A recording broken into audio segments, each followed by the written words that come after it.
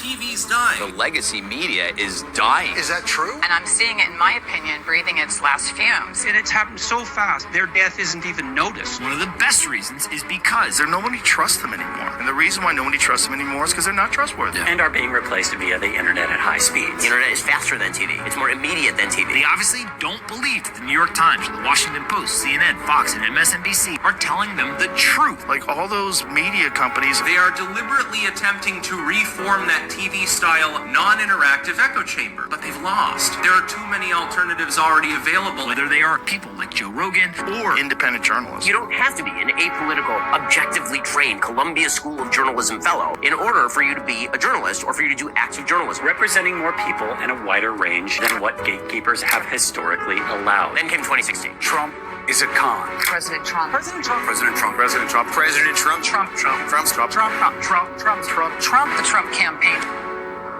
2016 was really the first time that social media had reached such maturity that it began to eclipse legacy media. I mean, this was a long time coming. I think folks saw this building from 2006 through 2016. And in that initial period of social media, nobody was getting subscriberships at the level where they actually competed with legacy news media. Initially, even these dissident voices within the U.S., even though they may have been loud in moments, they never reached 30 million followers. They never reached 1 billion impressions a year type thing. As a uncensored, mature ecosystem allowed citizen journalists and independent voices to be able to outcompete legacy news media, this induced a massive crisis both in our military and in our State Department and intelligence services. In 2019, at a meeting of the German Marshall Fund, where a 4-star general got up on the panel and said, what happens to the U.S. military? What happens to the national security state when the New York Times is reduced to a medium-sized Facebook page? And he posed this thought experiment as an example of, we've had these gatekeepers, we've had these bumper cars on democracy in the form of a century-old relationship with legacy media institutions. Our mainstream media is not in any shape or form, even from its outset, independent from the national security state, from the State Department, from the War Department.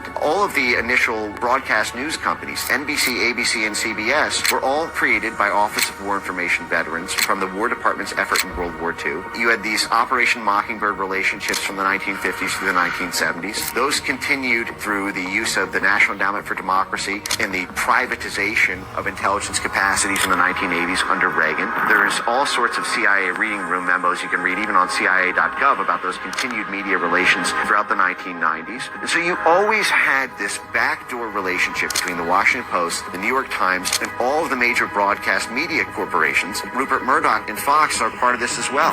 Rupert Murdoch was actually part of the National Endowment for Democracy coalition in 1983 when it was formed as a way to do CIA operations in an above-board way after the Democrats were so ticked off at the CIA for manipulating student movements in the 1970s. But essentially, there was no CIA intermediary to random citizen journalist accounts. There was no Pentagon backstop. You couldn't get a story killed. You couldn't have this favors for favors relationship. This was not a problem for the initial period of social media from 2006 to 2014 because there were never dissident groups that were big enough to be able to have a mature enough ecosystem on their own, and all of the victories on social media had gone in the way of where the money was, which was from the State Department and the Defense Department and the intelligence services. But then as that maturity happened, you now had this situation after the 2016 election where they said, okay, now the entire international order might come undone. As 70 years of unified foreign policy from Truman until Trump are now about to be broken, and